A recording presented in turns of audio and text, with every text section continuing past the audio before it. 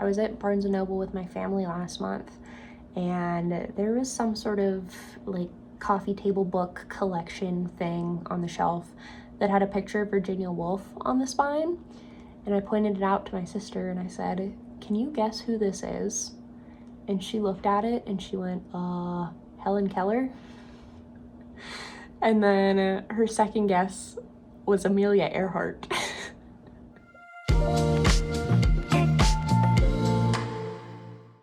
Hi friends, I hope you're all doing well. Today we're going to be talking about some 2025 reading goals, do a little recap of 2024, I guess. I made a video like this at the beginning of 2024 last year, and it was nice to just be able to talk through, I guess, my intentions for the year more so than my goals. I really don't try to set any super lofty like goals or challenges for myself. I try to be realistic. I will say I'm already 3 books in for 2025 as we are filming this, and I'm feeling really good about my reading year so far. I feel a renewed excitement in reading from my bookshelf, and I'm really excited for some upcoming releases. So yeah, I think it's gonna be a good year. Let me know what your goals are for 2025 down in the comments. I would love to maybe gain some inspiration from the intentions that you guys are also setting for your reading year. So let's start out with my Storygraph stats for 2024, just so you guys can kind of get an idea of where I'm coming from. My reading goal for the year was 52 books. I ended up reading 103. My page goal was 15,000. I read 25,051 pages. I don't really care about the pages goal that much. I'll be so real with you. I just kind of picked that number. My top moods were reflective, emotional, and challenging. My most read authors were Rachel Cusk with 6 books, Deborah Levy with 5, and Annie Ernaux with 3. My average rating for the year was 3.9 stars, and I read 59% fiction, 41% nonfiction. So I had kind of made some plans at the beginning of 2024, and I wanted to talk real quick about how I did with those. If you feel so inclined to revisit that video, I'll put it up here. It's a very early one, so watch at your own risk. But my first goal was to read 52 books because I know that that was a realistic and attainable goal for me, and I completed that with flying colors. I am going to continue setting my goal at 52 though. I like that it's a book a week, and if my reading would slow down, I like that that gives me some sort of wiggle room. I feel like if I set it at like 100 or continue to increase it, and I think I said this in the previous video, there's a point that that just becomes stressful and unattainable. So we're gonna keep it at 52. Another goal that I set last year was to buy less books, use Libby and Scribd more, and to read from my physical TBR shelf. I would say I definitely purchased less books in the second half of 2024 specifically. After my big book haul from my Chicago trip in like the end of June, beginning of July, I really slowed it down with the book buying. I kind of went off the rails on that trip, and I think I really satisfied like that craving to purchase books. I've made a decent dent in my physical TBR. The shelf is still definitely pretty much full, but just looking at, I don't know if you guys have seen in this corner over here, I have this like cube shelf that my TV is on, and the top 3 cubes I used for all of my 2024 reads. So now it's pretty much empty because I had to clear out the 2024 reads, and that is kind of how I know that I did actually read my physically owned books, because that thing was full. I will say I used NetGalley and like the actual library more than I used Libby and aber. Still two ways to read books without acquiring the physical objects, but just not the two methods that I was expecting to rely on. The third goal that I set was to take time to sit and engage with the ideas that are presented in the books that I read and really think about them. And I would definitely say that I completed that as well. If you guys keep up on my Instagram and my Goodreads or my Storygraph, I've written out pretty substantial reviews for all of the books that I read in 2024. And I kept up with posting my monthly wrap-up videos, and I feel like those were two really big ways for me to kind of gather my thoughts and really connect with the books that I was reading. The last goal that I set was to be more intentional about the books that I do purchase. I definitely want to continue to make more of an effort to prioritize spending my money on smaller or like indie publishers and purchasing translated queer and feminist work, as well as work from authors of color. That was kind of the intention that I set last year, and I feel like I could still very much do a better job of that. So continuing that in 2025. I had set a little like TBR of 10 books that I wanted to read in 2024. I'm not giving you guys descriptions or reviews of these, but I'm just going to show you the books that I had chosen for that really fast and let you know whether or not I read those. The Man Who Saw Everything, Deborah Levy, read this one, really enjoyed it. The Selected Works of Audre Lorde, also read this one, also really enjoyed this one, especially the essays. As Consciousness is Harnessed to Flesh, Susan Sontag. I think that that's the first time that I was able to say the name of this book without having to look at it. I did read this one, didn't love it, but that's okay. Near to the Wild Heart by Clarice Lispector, read this one, loved it. It's in my top 3 favorite Lispectors. Beloved by Morrison, read this one. It was on my best books of the year list. It was a 5-star. The Story of a New Name, Elena Ferrante. This one was also on my best books of 2024 list. Heaven by Mieko Kawakami, read this one, really liked it. And then we have the 3 that I did not get to. The Corrections by Jonathan Franzen, To the Lighthouse by Virginia Woolf, and How to Be Both by Ali Smith. I did read a different Ali Smith though, There Before The, and it kind of made me not want to read any more Ali Smith, so I might unhaul this. I'm going back and forth because I have heard people say that this one is better, but I don't know. So yeah, I feel like 7 out of 10 books for that little challenge list is not too bad. I had good intentions to read the Virginia Woolf and just ended up not getting to it. And the Jonathan Franzen just, I don't know, it didn't really call my name at all over the course of the year. So yeah, I don't know. They're gonna go back on the TBR shelf. Might get rid of the Ali Smith. I don't know, still unsure about that. Another little project that I set up for myself in 2024 for the last half of the year was my reread diary series, where I picked 3 books that I loved the first time that I read them and 3 books that I did not love, and decided to reread those and see if my thoughts changed at all. Happy to report that I followed through on my little commitment to myself with that. I read all of those books and put out a vlog for each one. So I was really happy to stick with that.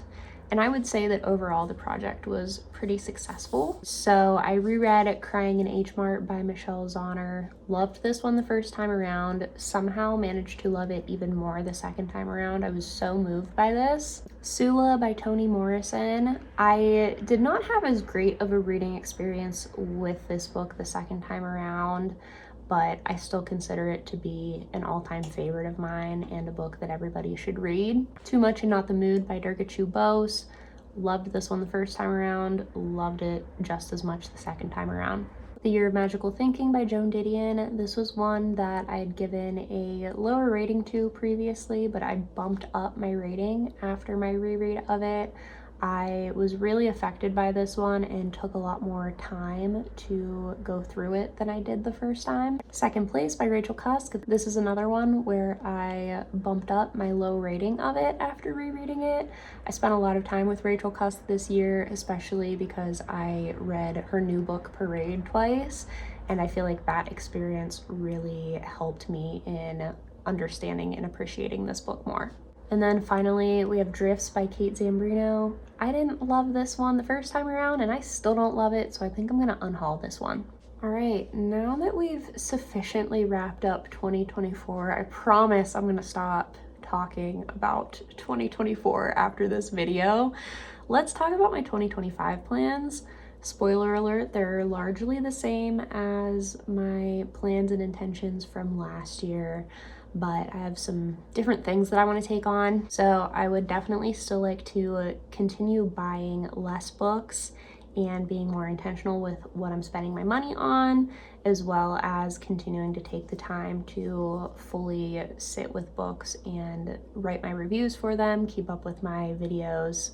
Want to continue that into 2025 because that was like such a good practice for me to have in 2024. New goal for this year is to keep up with NetGalley and any advanced copies that I receive in the mail. I am really grateful to receive copies of books from some publishers, and so those are ones that I really want to prioritize, especially on NetGalley, because I am like specifically requesting to be able to read those books, and they want you to keep your read books to reviewed books ratio pretty high. So always try to prioritize those, but I definitely want to be better about the like physical copies of books that I'm sent as well, because there's a lot of interesting ones. Right now, the physical arcs that I have that I am planning on reading soon are Good Girl by Aria, Aber. This is out on January 14th from Hogarth. We Do Not Part by Hong Kong. This is out on January 21st, also from Hogarth. Bibliophobia by Sarah Chihaya. This is out on February 4th from Random House. Universality by Natasha Brown. This is out March 4th from Random House. And Stag Dance by Tori Peters. This one is out on March 11th, also from Random House. So really thankful to have received these in the mail. Really excited to read them. And I think I got a UPS notification earlier that I have something else on the way from them coming tomorrow. I don't know what it is, and I'm really excited to find out. I would also really like to try and make sure that I'm reading one book on Everand every month to ensure that I'm getting my money's worth. I know that they just recently introduced some different like tiers. I'm still on the original like $11.99 per month plan that they had, but I know they added like new titles that you can like unlock with this more expensive thing. I don't know, I'm staying at the $11.99 until I'm like forced to switch over. But in my mind, I'm like, okay, if I read one book a month, then it all evens out. I'm getting my money's worth. Last year, I only read 9 books on it, which I think, you know, if you do the math, it still comes out to less money than I would have spent on those 9 physical books. But yeah, I just want to pick one book a month from there at least, because I have so many saved that I have access to without that higher tier, and I just want to take advantage of that because I'm paying for it. I also have 2 authors whose catalogs I would like to complete in 2025. The first one is Rachel Cusk. I have 4 books left of hers. I have 2 of them here, the Bradshaw Variations and In the Fold.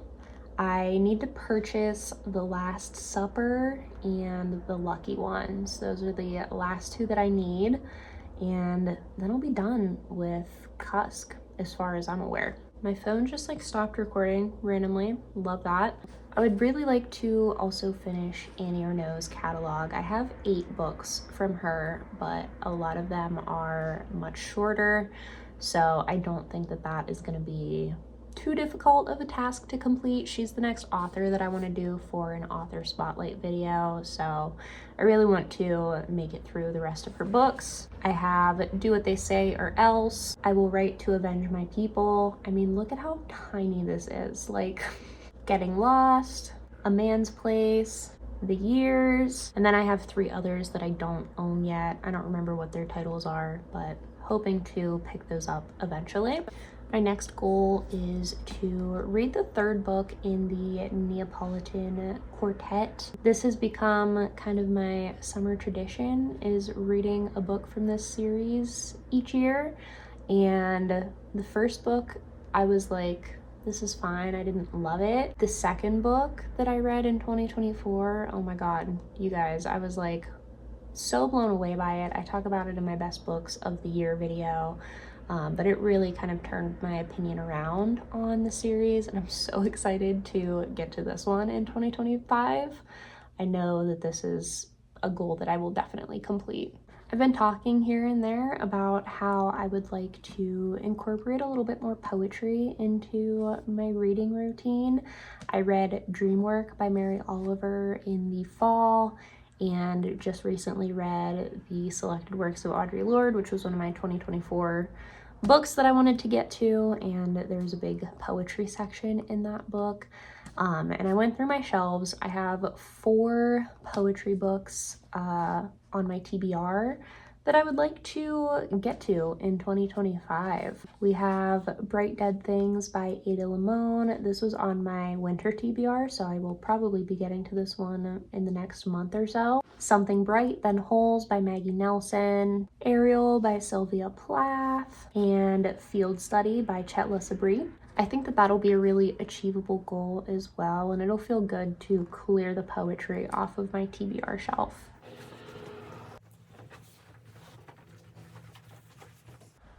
Don't mind me just putting books back on my bookshelf as I'm filming.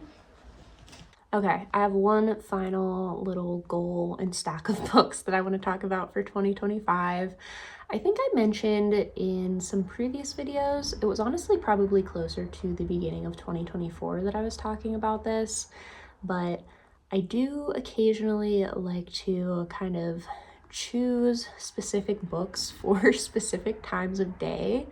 So I think it's a good way for me to be able to read multiple books at once without having like decision paralysis over which one to pick up. So I'll have a book that I will take with me to work to read on my lunch break. I'll have a book for like the after work hours, and then I'll have one for right before I go to bed.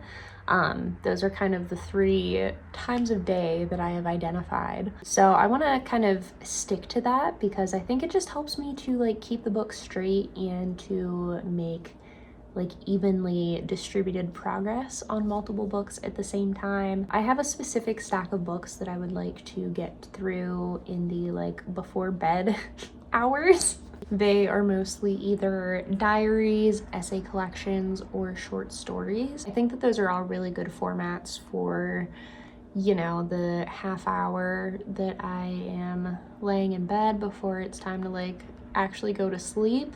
You can just read like a couple diary entries or one story or one essay, and it's like, it's enough, you know? So my current January book for this is actually a magazine, not a book. It's the Paris Review, the fall edition from 2024. I had been considering buying a subscription to the Paris Review like last month, and I was like, let me try actually purchasing one and actually reading one before I like buy a subscription to it.